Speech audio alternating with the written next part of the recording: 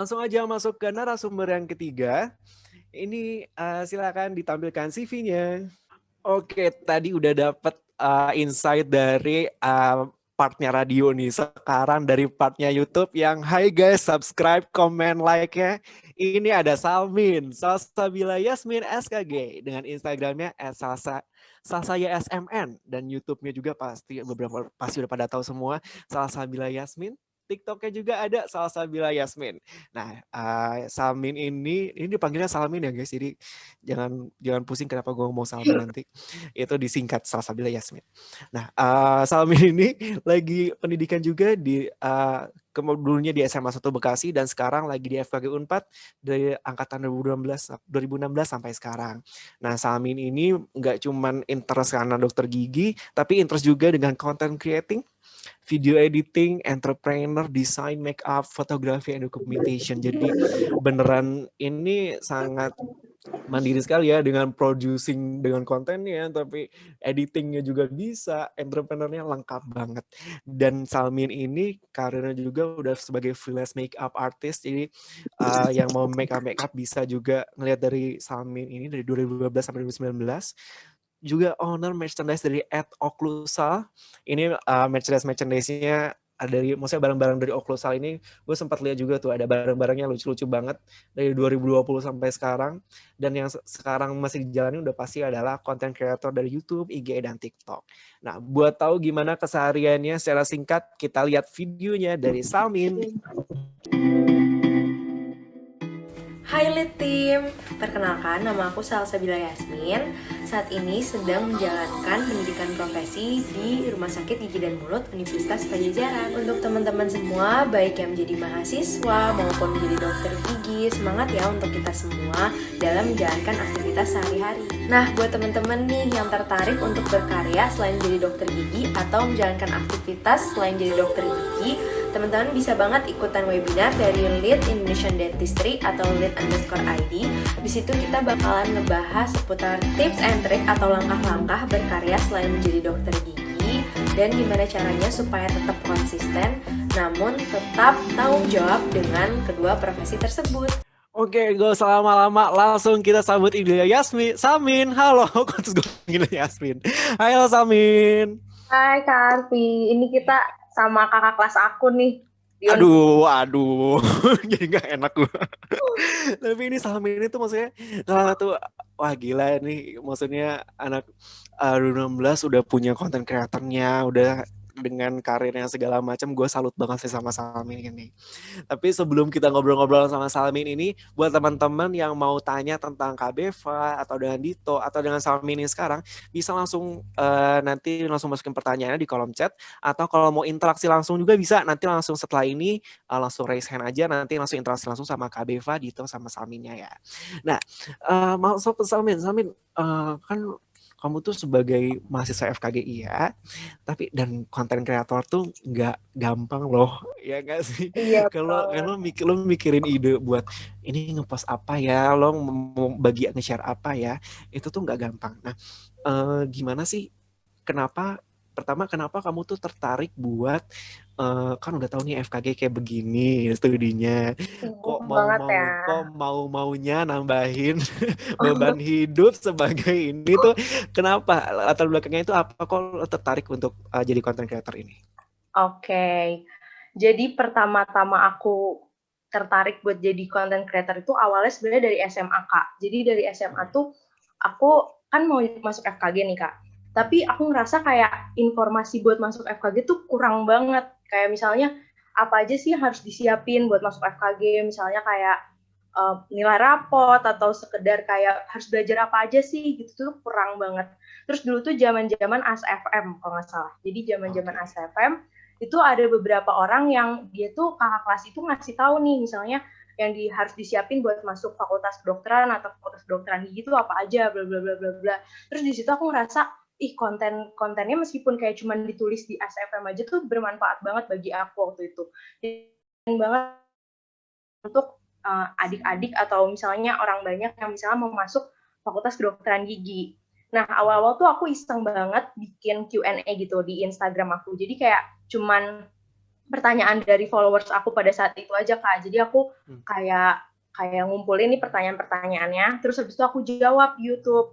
Nah, aku nggak expect bakal banyak orang yang nonton ya, tapi mulai dari saat itu tuh udah lumayan banyak orang yang nonton. Terus aku bikin kayak what's in my bag, kayak apa aja sih misalnya barang-barang yang dibawa sama anak FKG dan lain-lain. Terus mulai dari saat itu udah lumayan banyak yang nonton. Jadi dan di situ banyak juga kan yang kayak di komen-komen atau di DM Instagram yang bilang kayak merasa oh ya terbantu nih Kak gara-gara aku juga mau masuk FKG tapi nilai aku tuh misalnya harus berapa ya atau ini tuh karena aku kan masuknya lewat SNMPTN ya Kak. Jadi kayak info-info kayak gitulah yang aku perluin. Sebenarnya awal mula aku kayak bikin konten seputar FKG ya awalnya itu tuh karena itu sih. Jadi sebenarnya tuh tentang keresahan sendiri ya. Jadi kayak, aduh gue pengen masuk FKG tapi gue nggak tahu apa harus disiapin. Teman-teman SMA gitu. Iya. Tapi kalau misalnya gini, untuk YouTube lo kan ada YouTube, IG sama TikTok ya sekarang yang lagi jalan ya. Nah itu tuh kayak ada deadline udah pasti jadwalnya setiap hari ini jam segini tuh udah pasti ada gitu nggak sih, ada jadwal tetapnya ya? Sebenarnya aku ada sih, karena aku orangnya kayak harus ngeplan sesuatu, misalnya hari ini ngerjain apa dan lain-lain. Dan benar sih kata Kak Arfi, yang sebelum-sebelumnya kan nanya-nanya tuh selalu berpatokan sama jadwal FKG. Nah kalau aku sih kayak gitu, jadi aku benar-benar sesuaiin kan sebenarnya jadwal FKG juga ya gitulah Kak, Kakak tahu kan. Nggak jelas, dibilang jelas ya jelas, dibilang nggak jelas ya nggak jelas. Misalnya ada jadwal segini, misalnya jam segini, tanggal segini, tapi bisa jadi nggak jadi gitu kan Kak. Nah, jadi emang tetap diutamainnya tuh diprioritasinnya itu adalah jadwal-jadwal FKG yang udah ada gitu ya. Nah, habis itu selanjutnya baru konten-konten aku gitu. Nah, kalau misalkan kayak ngejadwalinnya itu berdasarkan ya prioritas aja. Kan misalnya ada beberapa, misalnya brand atau misalnya aku collab sama siapa, udah ada mentornya atau segala macam ya, itu pastinya aku prioritasin dibandingkan misalnya konten-konten TikTok yang emang ya udah cuman have fun aja ngebuatnya tuh kayak ya udah buat sampingan aja gitu loh. Jadi emang diprioritasin dari mulai yang FKG sampai yang buat ya udah kesenangan sendiri aja gitu Kak. Tapi kalau Salmin ini tuh yang beneran dari nge-produce sampai editing semuanya sendiri atau ada timnya? Kalau aku sampai saat ini masih sendiri sih Kak. Karena sebenarnya aku kayak bingung gitu kalau misalkan aku punya editor, aku takutnya kayak nggak sama gitu loh persepsi. Iya, kamu pengennya gimana gitu. Terus kayak gatel sendiri ya kalau nggak sesuai yang gitu. Gatel. Karena emang kalau kita suka, kita tuh jadi semangat gitu loh ngeditnya. Ya, apalagi kalau dan kita udah nge-produce ngeliatin hasilnya, ngeliat feedback dari feedbacknya juga nggak terlalu oke, tapi tetap aja puas ya, iya nggak sih? Iya, tetap puas. Apalagi feedback yang dari orang-orang itu malah tambah bikin kita kayak kalau lagi males-malesan konten atau apa, ya udah deh yuk semangat yuk, masih ada orang yang senang loh lihat konten kita gitu. Even bahkan kalau kita lagi malas di FKG-nya itu ngaruh juga nggak Samin ke kamu, pernah nggak kayak aduh gue capek di FKG-nya terus kayak karena ini jadi menjadi semangat lagi gitu? Bisa jadi kayak kadang tuh setiap aku misalnya mau ngerjain sesuatu tuh bisa jadi kayak yang ini lucu nih, soalnya kan banyak orang-orang yang kayak gini ya, kayak Kak aku mau lihat dong misalnya praktikum di FKG itu kayak gimana sih Kak, tolong dibuatin dong videonya dan lain-lain. Nah tapi karena misalnya misalnya awalnya aku kayak merasa aduh males banget, capek bla, tapi karena ada pacuan dari itu apa aku bikin konten aja ya soal ini, jadi kayak ada semangat juga kan. Jadi sebenarnya kayak saling nge-boost satu sama lain gitu. Oke, jadi memang itu jadi salah satu sumber motivasi juga ya. Dan Samin pernah nggak kayak kamu ada deadline buat konten kreatornya buat produce juga, tapi ada juga nih jadwal FKG dan itu berbarengan, itu ada nggak sih yang jadwal-jadwalnya bentrok-bentrok gitu, pernah nggak? Pernah banget sih. Aku lumayan sering kayak ada jadwal yang bentrok, ada jadwal yang berbarengan, tapi ya balik lagi Kak, dari awal menurut aku untuk menjadi, maksudnya ya apapun itu ya, mau jadi content creator, mau jadi penyiar radio atau kayak Kak Beva atau kayak Kak Dito gitu, menurut aku tetap yang pertama itu harus diprioritasin adalah prioritas kita gitu. Misalnya apakah kamu mau jadi dokter gigi atau kamu lagi mau fokus dulu nih untuk jadi misalnya content creator dan lain-lain. Jadi aku dari awal kalau misalkan ada bentrok-bentrok kayak gitu, aku pasti pilih dulu jadwal FKG aku, jadwal kedokteran gigi aku dulu kuliah. Nah, kalau misalkan bisa memungkinkan untuk di reschedule atau misalkan diundur kayak gitu, aku bakalan diundur. Tapi kalau misalkan seandainya emang ada yang harus dikorbankan, ya mau gimana lagi. Kalau aku tetap berpatokan sama prioritas pertama aku gitu. Tetap harus prioritasnya adalah studinya Ya. dulu ya. Ya. Nah, Salmin pernah misalnya nih di lead team yang kita sekarang ini mungkin ada beberapa yang, aduh gue pengen jadi YouTuber, gue pengen jadi content creator yang segala macam ini, tapi gue nggak tahu nih gimana cara mulainya, gimana cara langkah-langkahnya sih buat jadi bener kayak Salmin sekarang yang udah jadi seperti ini itu gimana sih dari awalnya yang bener nggak tahu apa-apa jadi sampai sekarang itu gimana caranya? Oke, kalau langkah-langkahnya menurut aku yang pertama, benar banget yang tadi dibilang Kak Beva, pertama kali kamu harus punya passion gitu. Pertama banget, bukan karena ikut-ikutan atau bukan karena apa, tapi emang benar-benar kamu suka ngejalaninnya. Karena suatu saat itu nanti akan ada masa dimana kalau kamu nggak passion ya, atau kamu nggak suka ngejalanin ini, kamu tuh bosen, terus akhirnya kayak ya udah berhenti di tengah jalan, terus kayak ya udah nggak semangat, nggak capek gitu, merasa beban ngejalaninnya. Nah, setelah kamu udah punya passion nih, udah niat, emang aku beneran suka kok di dunia content creator ini, aku pengen jadi YouTuber, aku pengen jadi TikTokers, aku pengen jadi apa. Yang kedua adalah kamu harus tahu dulu, tetapin dulu prioritas seperti yang aku bilang di awal. Jadi kayak sebenarnya ada tiga poin ya di sini. Pertama passion, yang kedua prioritas, dan yang terakhir adalah time management. Jadi gimana caranya kamu mengatur waktu kamu dari prioritas itu, karena kamu udah punya prioritas itu tadi, kamu bisa time management kamu tuh lebih baik. Mau itu misalnya dari kamu punya planner, kayak yang aku jual jadi promosi kan, misalnya aku punya planner kan, terus misalnya kayak Google Calendar juga bisa kan, Google Calendar atau misalnya notes di HP, at least kamu punya time management untuk mengatur prioritas kamu tadi gitu. Menurut aku itu hal yang paling, 3 poin yang paling basic banget kalau kamu mau ngejalanin 2 aktivitas sekaligus dan kamu pengen konsisten dan kamu pengen apa ya, tetap tanggung jawab sama kedua hal itu. Jadi 3 itu. Dan kalau misalkan kayak aku nggak punya misalnya ya kamera, atau misalnya aku nggak punya apa, nggak apa-apa pakai yang paling simpel aja dulu. Karena sebenarnya kayak tahu kan Fadil Jaidi, maksudnya content creator yang kayak gitu, dia kan pasti pakai handphone dulu kan awalnya. Dia malah emang sangat spesifik, dia kontennya itu nggak di-cut, nggak diapain, tapi dia bisa gitu loh. Menurut aku itu gitu. salah satu contoh gitu loh. Kalau sebenarnya buat jadi content creator nggak harus yang kamu harus punya kamera dan lain-lain, nggak apa-apa, pakai handphone aja dulu. Terus kalau misalkan kamu nggak punya ring light dan lain-lain, ya udah pakai lampu belajar atau misalnya pakai apa yang lain gitu loh. Jadi kayak yang bener-bener kalau kamu udah niat, kamu coba aja buat dulu. Karena sebenarnya awal-awal misalnya menurut aku ya kayaknya banyak juga YouTube atau content creator yang lainnya yang berawalnya itu dia nggak sengaja, nggak kayak apa ya, kayak dia tuh upload dulu terus nanti kok banyak nih viewersnya atau kok banyak yang suka.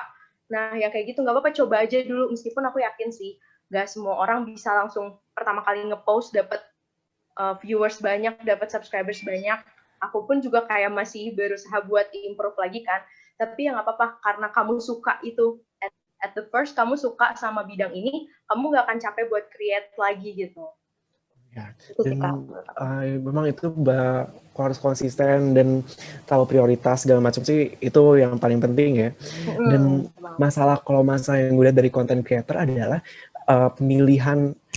pemilihan dari konten yang akan lo produce tuh itu lumayan penting juga nggak sih, Min? Kayak sekarang tuh mungkin kalau yang gue lihat ya, maksudnya ada beberapa konten yang memang ada yang sifatnya itu memang menghibur atau edukatif gitu. Nah, dan yang paling penting itulah bermanfaat. Nah, kalau dan pasti kan kalau sekarang ada konten yang secara gamblang itu tidak bermanfaat, tapi itu banyak loh dikonsumsi sama masyarakat gitu. Nah, lo pernah nggak sih kayak tergiur sedikit atau kayak ini sedikit, kok konten kayak gitu bisa bikin nonton ya gitu, kata gitu. Apakah gimana buat nahan diri lo untuk konsisten buat nge-produce konten-konten yang bermanfaat gitu? Iya sih, ini keren sih menurut aku, ini pertanyaan yang sangat menurut aku bagus, Karvi. Jadi karena emang bener banget itu tuh masalah yang menurut aku konten creator semua alami lah ya. Kadang kalau kita terlalu idealis, gak akan ada yang nonton juga gitu loh. Ya.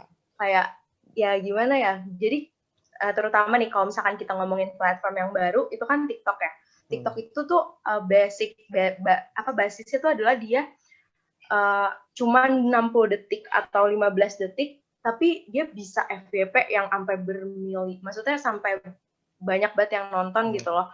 Tapi konten kamu tuh benar-benar harus kreatif. Kalau misalkan kamu, nih misalnya tujuan aku adalah edukasi, tapi kalau misalkan kamu kemas dalam yang kayak boring, kayak cuman jadi misalnya ya penyebab karies itu ini itu. Kalau misalnya kita ngomong kayak gitu doang, pasti orang akan skip dan kayak mas itu semua jadi tren yang lagi ngetrennya sekarang, tapi tanpa mengurangi esensi buat edukasi, menurut aku masih bisa. Jadi kayak pertama emang kita harus belajar dulu tren yang lagi happening tuh apa. Misalnya TikTok sound yang lagi trending apa, terus misalnya lagi ngapain, terus bisa aja sebenarnya Kak, kalau misal kita mau coba kayak mikir, terus kayak berimajinasi, oh ini tuh bisa dimasukin konten FKG nih, tapi pakai cara yang kayak gini. Nah, itu bisa aja jadi kayak FYP. Kayak aku waktu itu kalau nggak salah tuh pernah nih Kak, jadi ini cerita aja ya, aku pernah waktu itu tuh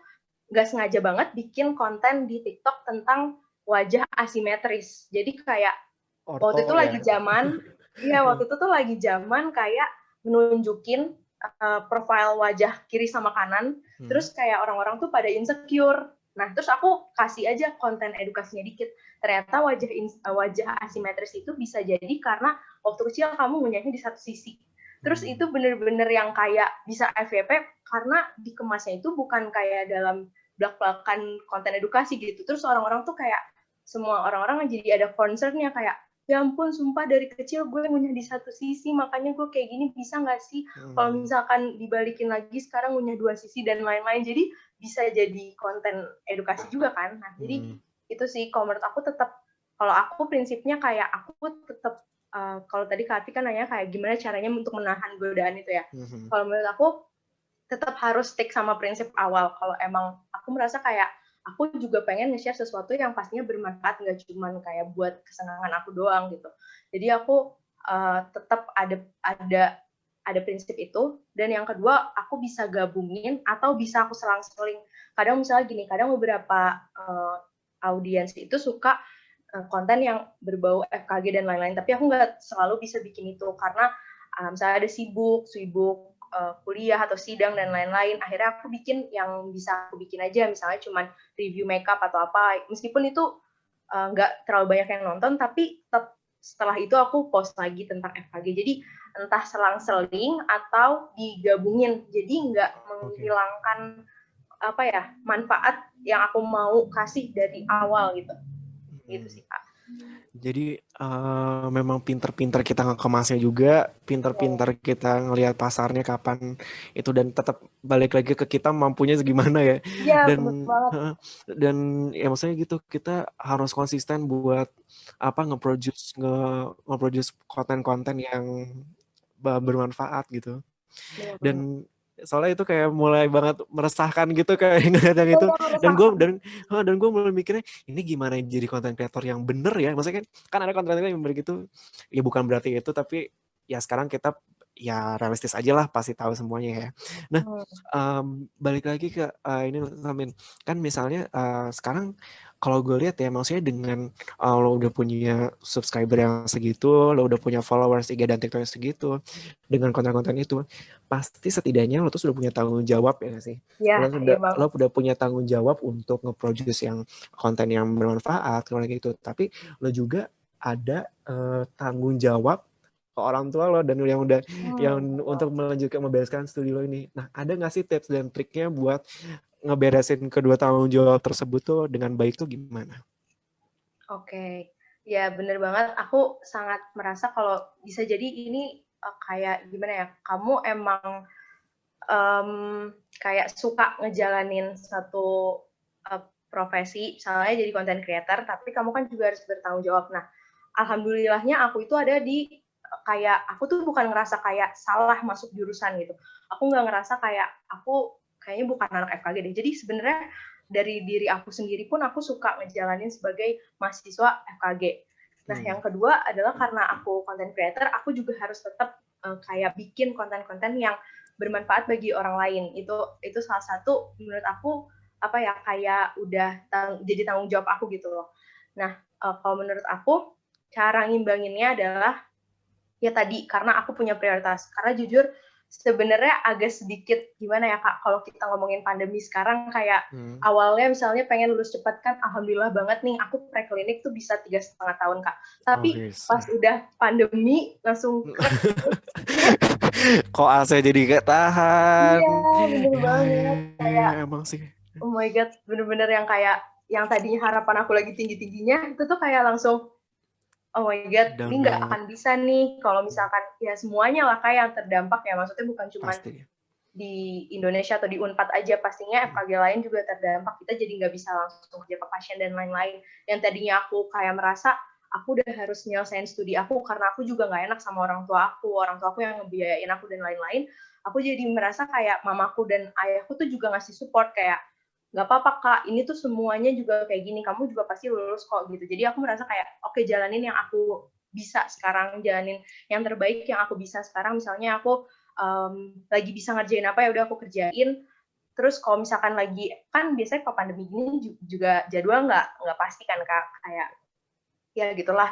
Jadi ya udah diisi dengan jadi content creator dan lain-lain. Tapi tetap sih untuk prioritas pertama emang aku akan mengutamakan kuliah aku, tapi tetap juga kayak bertanggung jawab atas konten-konten yang aku buat gitu, karena ya benar kata Kak Ati tadi, menurut aku ini udah termasuk kayak aku jadi punya tanggung jawab untuk membuat konten yang bermanfaat untuk followers aku gitu. Memang setuju banget sih, jadi tetap kita ada tanggung jawab untuk yang keduanya dari FKG dan yang profesi yang sekarang yang di luar FKG-nya.